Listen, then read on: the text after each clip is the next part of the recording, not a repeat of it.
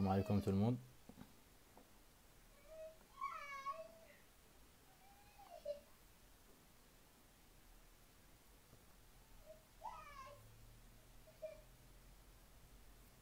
Alaikum salam wa rahmatullah.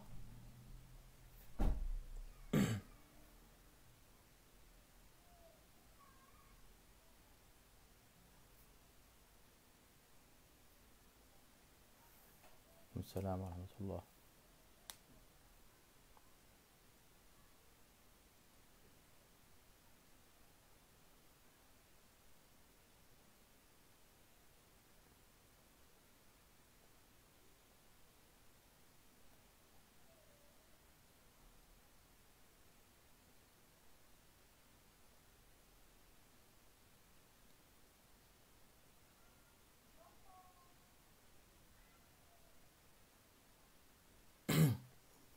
بسم الله الرحمن الرحيم. الحمد لله رب العالمين. الصلاة والسلام على نبينا محمد وعلى آله وصحبه أجمعين.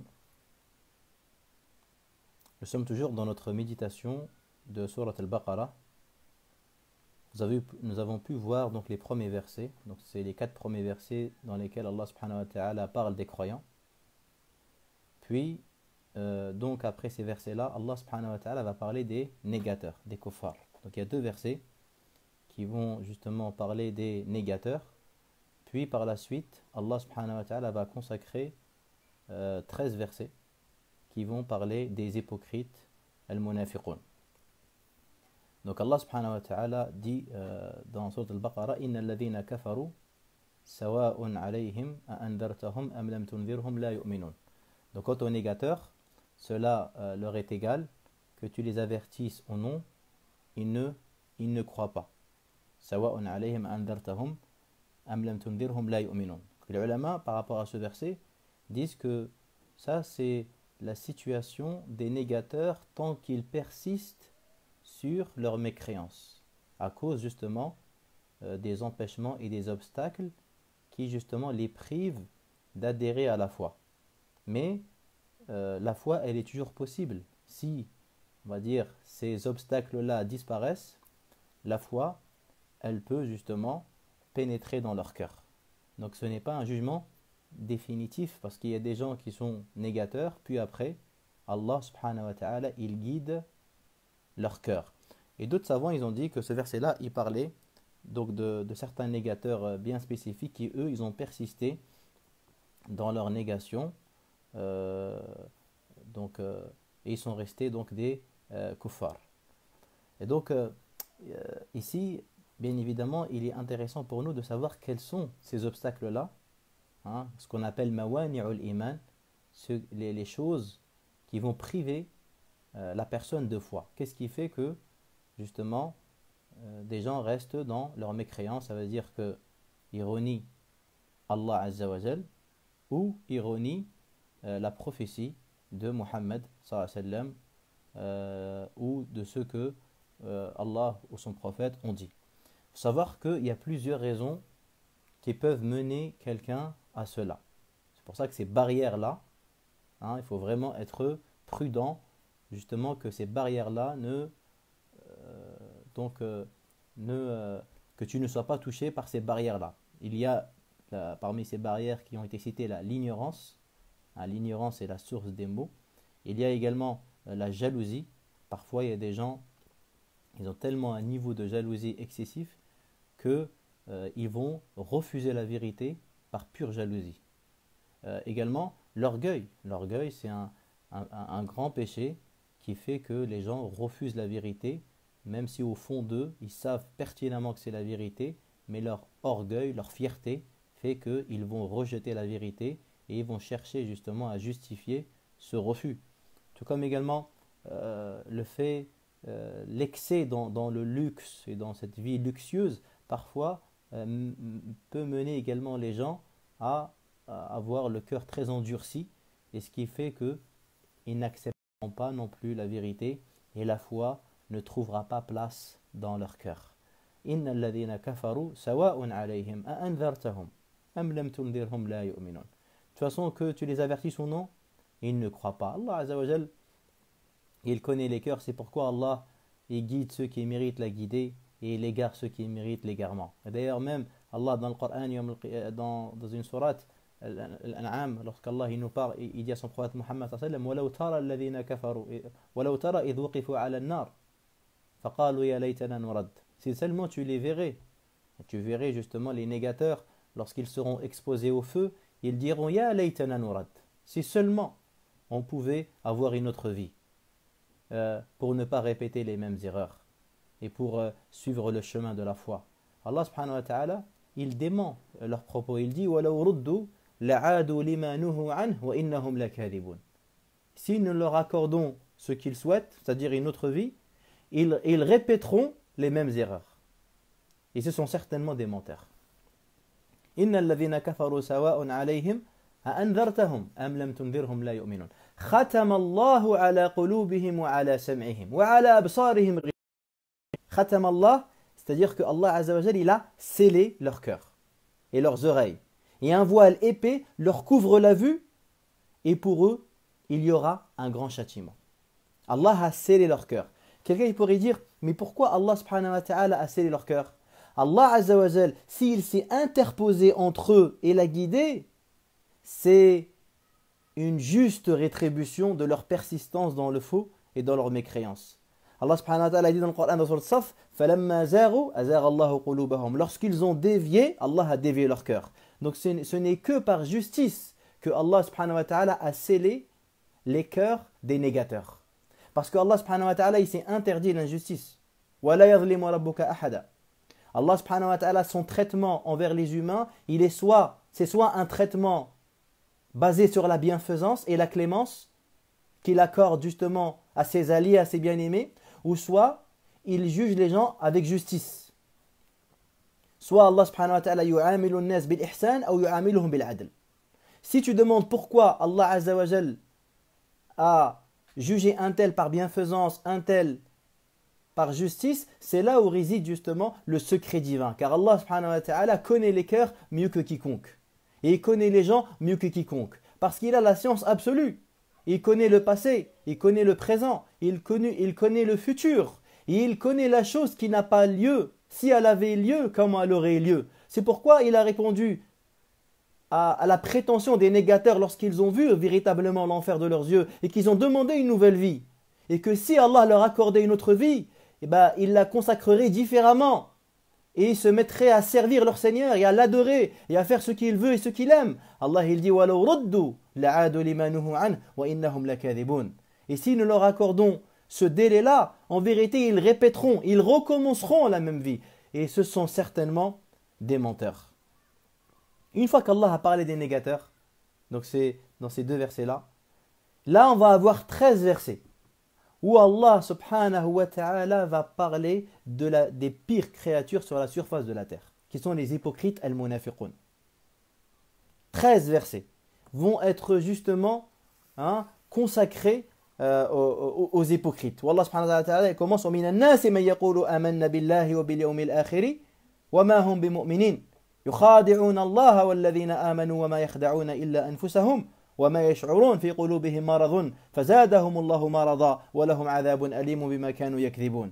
Il dit, il y a des hommes qui disent nous croyons en Allah et au jour dernier, alors qu'ils ne sont pas croyants. Ils cherchent à tromper Allah et les croyants, mais ils ne trompent qu'eux-mêmes. Et Allah accroît leur maladie et ils subiront un châtiment douloureux en raison de leurs mensonges. Donc, dans ces versets-là, Allah subhanahu wa ta'ala, frères et sœurs, nous parle des hypocrites. Un hypocrite, en arabe, on dit ça un munafiq. Et le pluriel, c'est munafiqun. Il y a même une sourate dans le Coran qui s'appelle sourate al-munafiqun. Les hypocrites sont ceux qui auront le châtiment le plus terrible en enfer.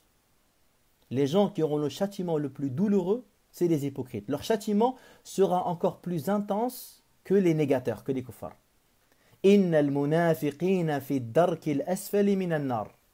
Wa lan tajida lahum nasira. Ils auront le degré le plus bas en enfer. Le châtiment le plus terrible en enfer. Pourquoi? Les ulama expliquent ça par des raisons. Notamment, il y a deux raisons que les gens de science ils ont citées. La première, c'est que les hypocrites, ils ont côtoyé les croyants. Donc, ils ont la vérité. ils ont vu la foi, ils ont vu la vérité, ils ont vu les textes, ils ont été proches de la vérité. Et malgré cela, ils l'ont rejeté. Et deuxièmement, c'est que les hypocrites, pourquoi ils ont choisi le chemin de l'hypocrisie? C'est pour nourrir leur statut social. Quand ils sont avec les croyants, donc ils font preuve de complaisance, donc ils montrent qu'on est de votre côté, qu'on est croyant, qu'on croit en Dieu, on est comme vous, on a la foi, on est de votre côté. Et puis lorsqu'ils vont chez les négateurs, ils font la même chose et ils font preuve de complaisance à l'égard des négateurs, ils se moquent des croyants et en vérité ces gens-là perdent leur temps, ils font n'importe quoi, etc.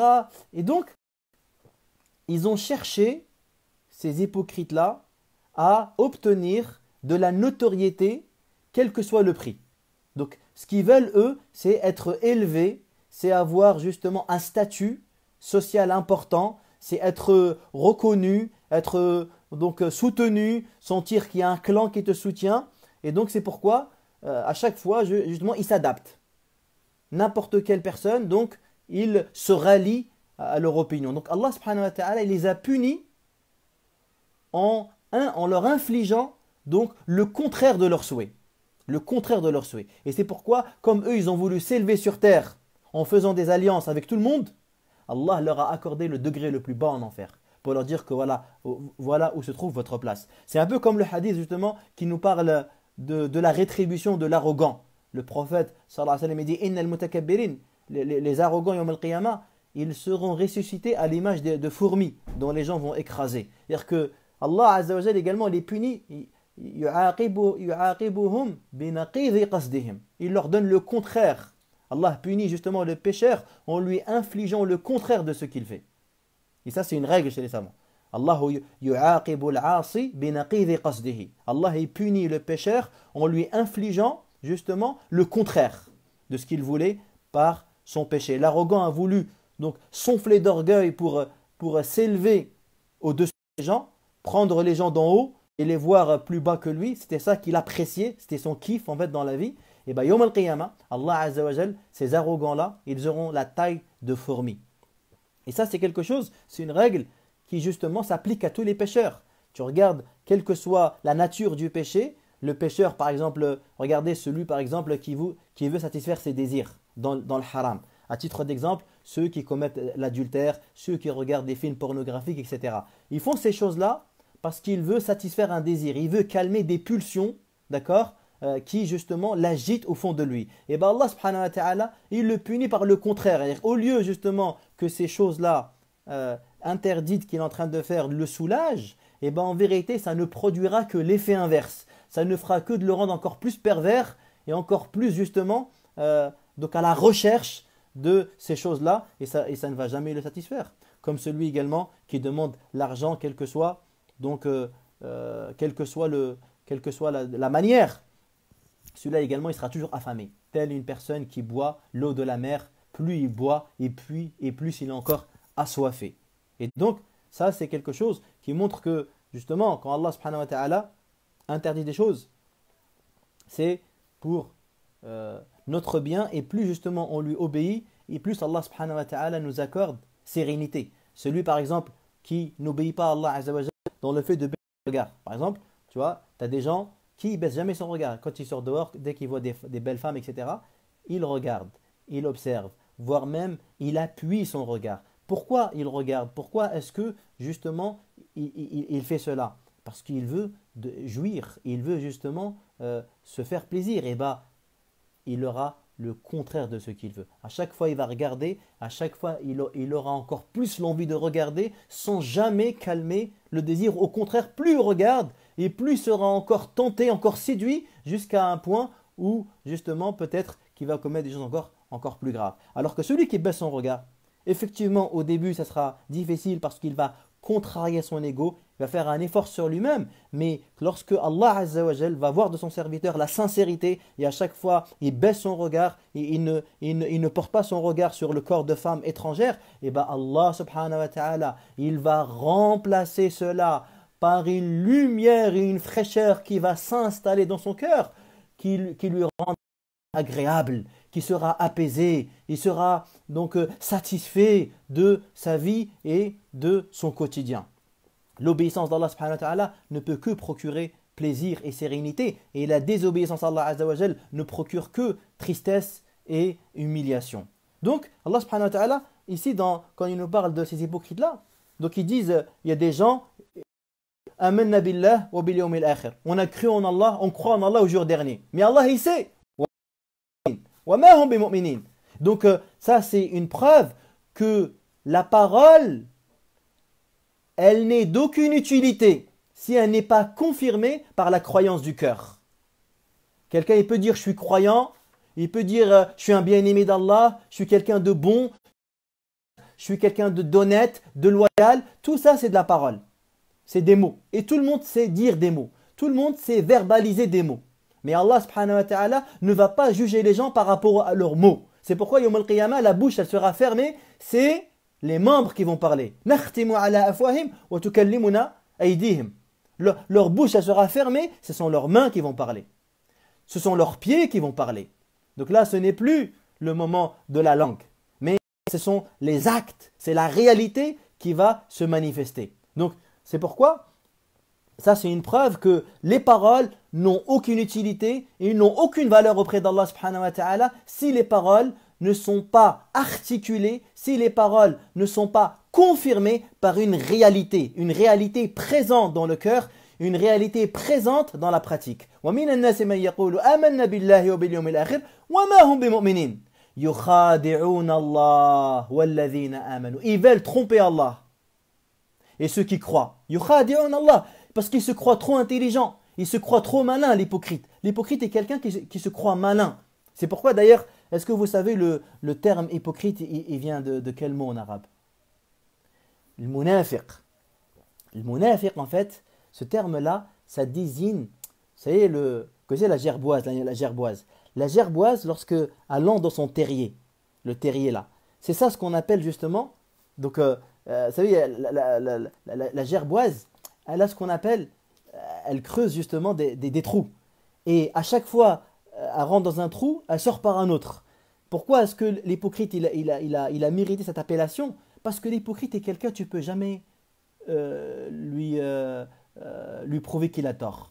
L'hypocrite est quelqu'un qui trouve toujours, on va dire, il zigzague tout le temps.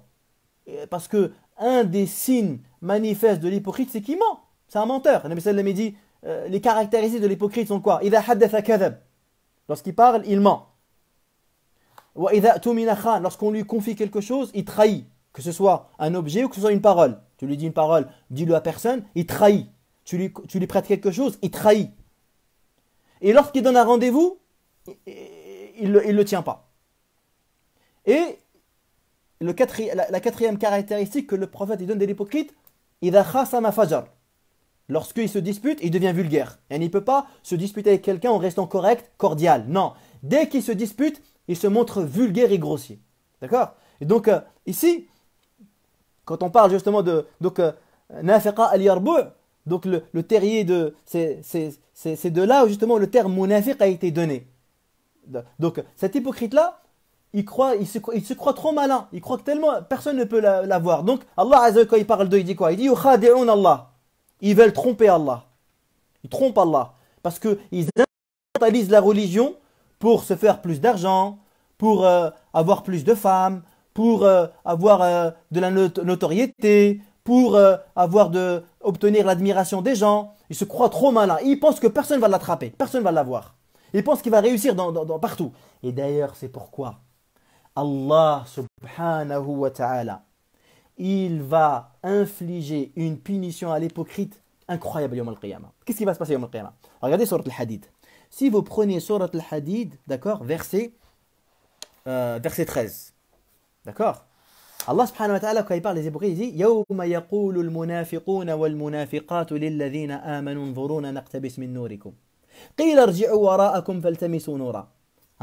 Mentionne, dans ce verset 13 sur le hadith, mentionne le jour où les hypocrites, hommes et femmes, diront aux croyants, attendez-nous afin qu'on prenne un peu de votre lumière. On leur répondra, revenez derrière et cherchez un peu de la lumière. Qu'est-ce que ça veut dire? si vous consultez cette sourate-là, Yawm al-Qiyamah, l'humanité entière sera ressuscitée dans un ténèbre, une noirceur qui va se propager partout.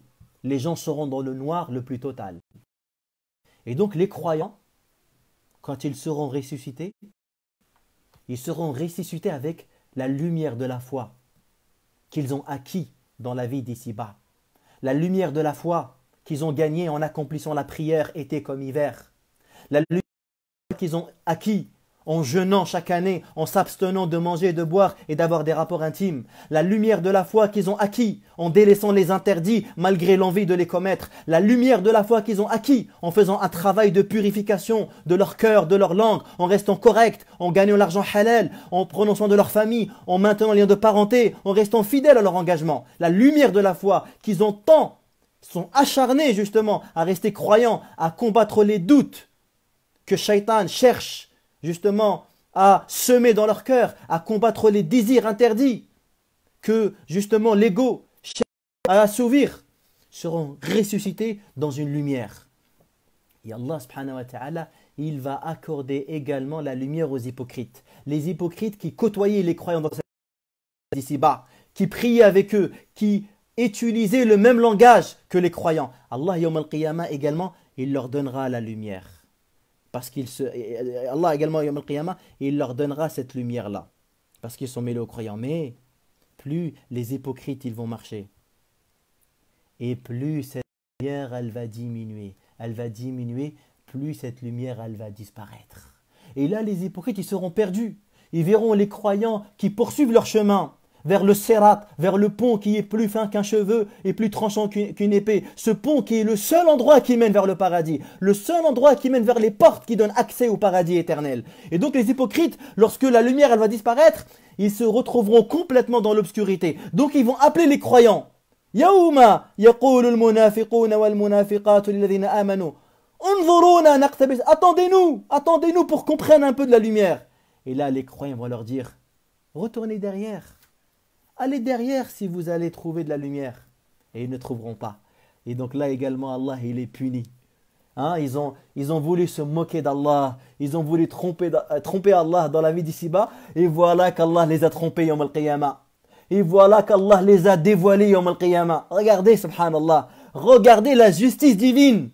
Regardez la justice divine. C'est-à-dire que l'hypocrite Yawm al-Qiyamah, au départ, quand il va voir la lumière, il va se dire, comme d'habitude, il se croit trop malin, comme d'habitude, tu vois, il a gagné. Parce qu'à chaque fois, lorsqu'il fait des péchés, chaque fois, il trouve une issue. Donc là, il pense que voilà, comme d'habitude, il arrive à gagner, hein, il arrive à se faire croire. Mais Allah subhanahu wa ta'ala est plus fort que lui.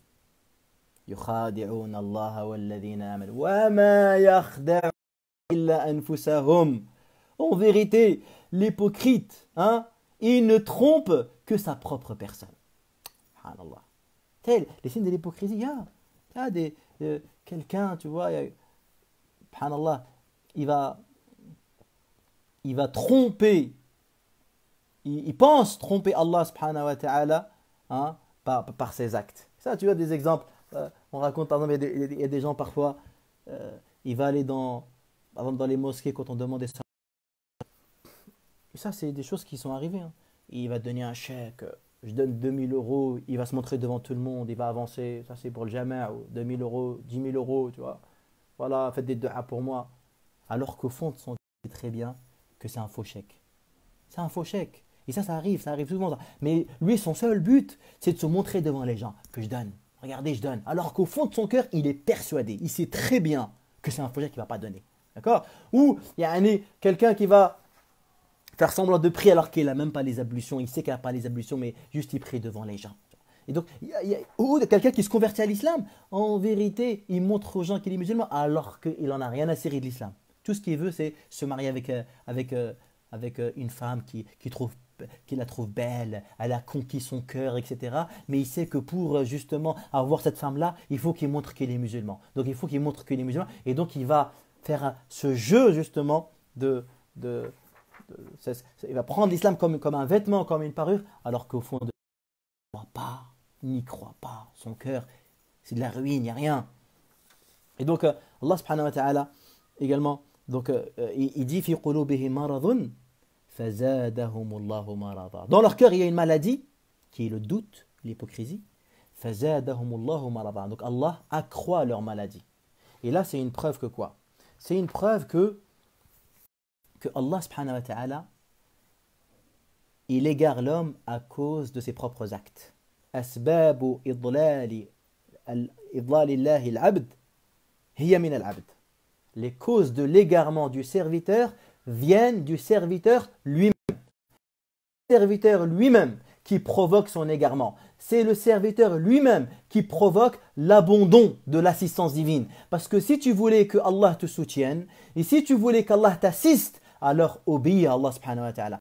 Si tu commences à jouer avec les lois d'Allah, si tu commences à ruser avec la religion, alors à ce moment-là, tu es en train de creuser ta propre perdition et personne ne pourra te rattraper et personne ne pourra te sauver. Donc ici également, ça montre également dans ces versets-là que, comme Allah a dit, la makru sayyi illa bi ahli. C'est-à-dire que la ruse du perfide, elle ne retombe que sur lui-même.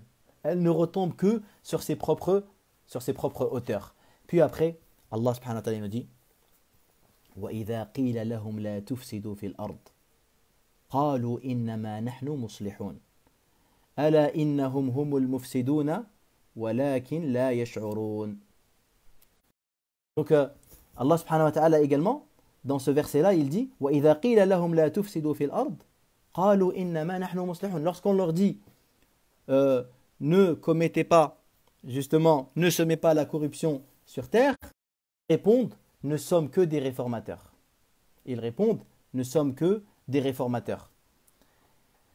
Et ici, il y a une preuve également dans ce verset-là, que parmi les plus grandes catastrophes qui sont infligées à un serviteur, c'est justement que Allah subhanahu wa ta'ala lui embellit ses mauvaises actions.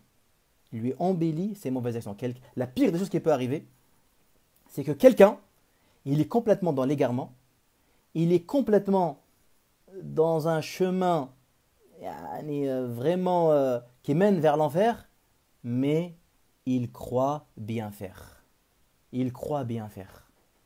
Ça c'est وَيَحْسَبُونَ أَنَّهُمْ يُحْسِنُونَ صُنْعًا, comme on peut le lire dans la dernière page justement de Surat al-Kahf. وَإِذَا قِيلَ لَهُمْ لَا تُفْسِدُوا فِي الْأَرْضِ قَالُوا إِنَّمَا نَحْنُ مُصْلِحُونَ.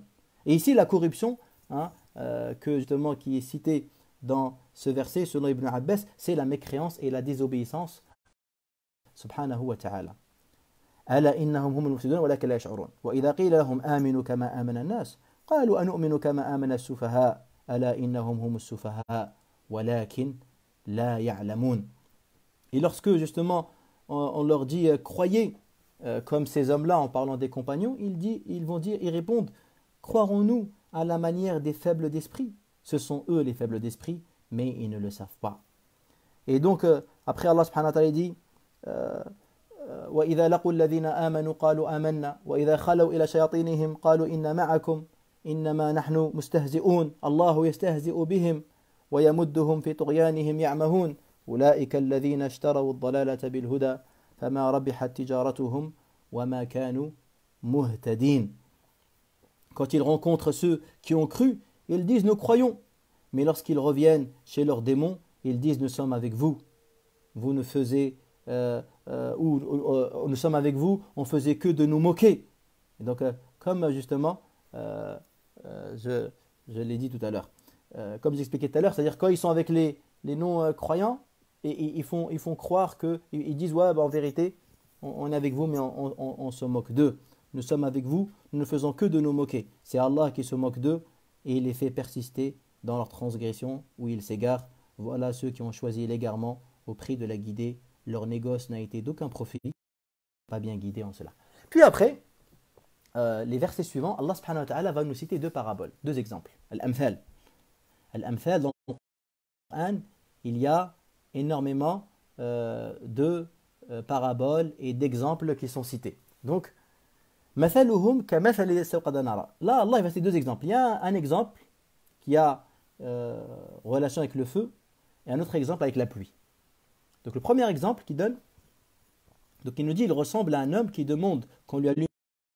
Et lorsqu'il éclaire les alentours, Allah fait disparaître leur lumière et les abandonne dans les ténèbres et ils ne voient plus rien. Sourds, muets, aveugles, ils ne peuvent revenir de leur égarement. Donc ça c'est le premier exemple qui est donné. Donc il allume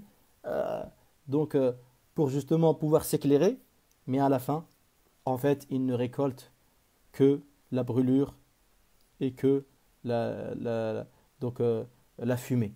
Mais voilà, c'est pour dire qu'il n'a pas tiré profit. Alors qu'il pouvait justement tirer profit de la parole d'Allah, guider son cœur et trouver le droit chemin, être quelqu'un d'aimer par son Seigneur, être quelqu'un de bon et de croyant et de sincère, mais il n'a pas tiré profit. Et le deuxième exemple, par rapport à la pluie ou encore, donc verset 19, ou encore semblable à ceux qui, lorsqu'une forte pluie tombe du ciel, accompagnée de ténèbres, de tonnerres, d'éclairs, se mettent les doigts dans les oreilles, craignant de mourir, en attendant la foudre, et Allah cerne les mécréants.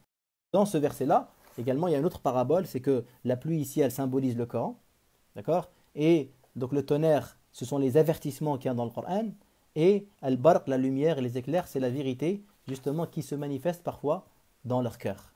Mais malgré cela, justement, ils n'ont pas tiré profit de tous ces enseignements, de toutes ces exhortations et tous ces avertissements. Et juste après, Allah subhanahu wa ta'ala, le verset 21, donc il appelle tous les hommes justement à adorer leur Seigneur. Ya ayyuhan nas, ubudu rabbakum, alladhi khalaqakum, walladhina min qablikum, la'allakum tattaqun. Ô hommes, adorez votre Seigneur qui vous a créé, vous et ceux qui vous ont précédés, afin de parvenir à la piété, taqwa, afin de parvenir à la piété. C'est lui qui, pour vous, a fait de la terre un lit et du ciel un toit. Il a fait descendre du ciel la pluie par laquelle il fait surgir toutes sortes de fruits pour votre subsistance. N'attribuez donc pas d'ego à Allah alors que vous savez, qu'il n'en existe point. Et donc, ici également, on voit l'appel d'Allah subhanahu wa ta'ala qu'il adresse aux hommes. Et ici, les ulama, dans ce verset-là, qu'est-ce qu'ils nous disent? On voit que Allah azza wa jal, donc il appelle qu'on l'adore en nous parlant de sa création, en nous parlant justement de sa création. Ya ayyuhan nas u'budu rabbakum alladhi khalaqakum walladhina min qablikum. Adorez votre Seigneur qui vous a créé. C'est pourquoi, parmi justement les moyens d'augmenter sa foi et de se rapprocher d'Allah subhanahu wa ta'ala et de comprendre justement la grandeur d'Allah et sa divinité et qu'il est le seul qui mérite adoration, c'est justement de méditer sur la création. C'est de méditer sur ce qu'Allah subhanahu wa ta'ala a créé autour de nous, de contempler les cieux, la terre, de voir l'alternance du jour et de la nuit, de voir toutes ces créatures que Allah subhanahu wa ta'ala a créées, ce monde qui est géré par le Seigneur tabaraka wa ta'ala. C'est ce qu'on appelle l'unicité de la seigneurie. Justement, c'est quelque chose qui est présente chez beaucoup de gens. Le problème des gens qui recevaient justement les prophètes, c'était plus l'unicité de la divinité. C'est-à-dire que par exemple les Arabes de Quraysh, les Arabes que le prophète a prêché, c'était des gens qui croyaient en Dieu, que c'était le Créateur.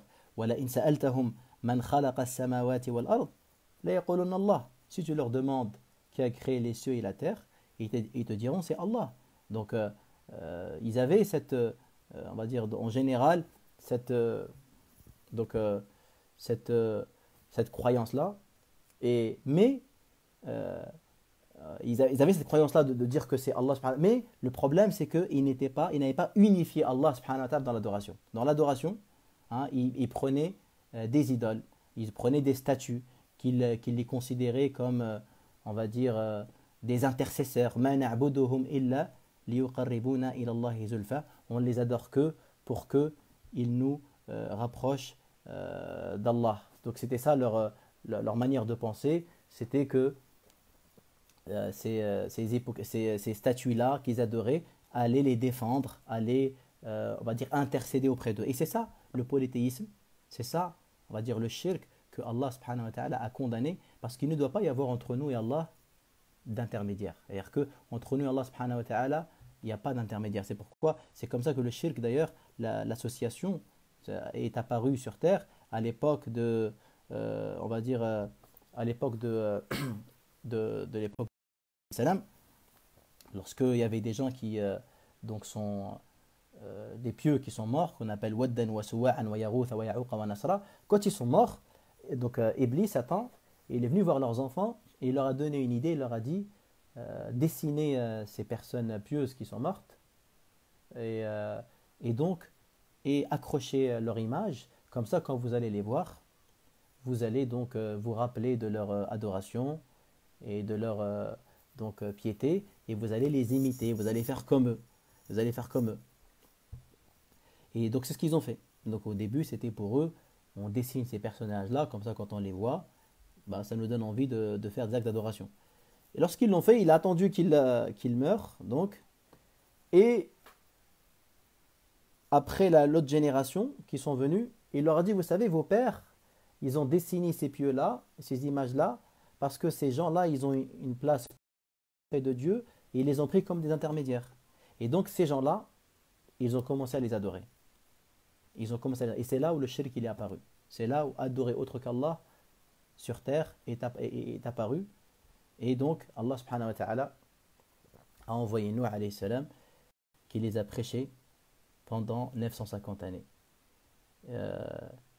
Et donc il y a eu que Allah a dit wa ma amana ma'ahu illa qalil, et que peu de gens donc ont cru. Donc voilà pour aujourd'hui. Allah subhanahu wa ta'ala donc accorde la piété, la droiture et la réussite dans ce qu'on fait, dans ce qu'on entreprend. Qu'Allah subhanahu wa ta'ala vous récompense pour votre écoute, pour votre présence. Qu'Allah subhanahu wa ta'ala accepte donc notre jeûne, qu'il accepte les bonnes actions qu'on fait, qui nous aide qu'Allah subhanahu wa ta'ala nous aide à l'évoquer, à l'adorer et à le remercier. Parmi les adhkar qu'il convient de répéter souvent, c'est de dire Allahumma a'inni ala dhikrik wa shukrik wa husni ibadatik.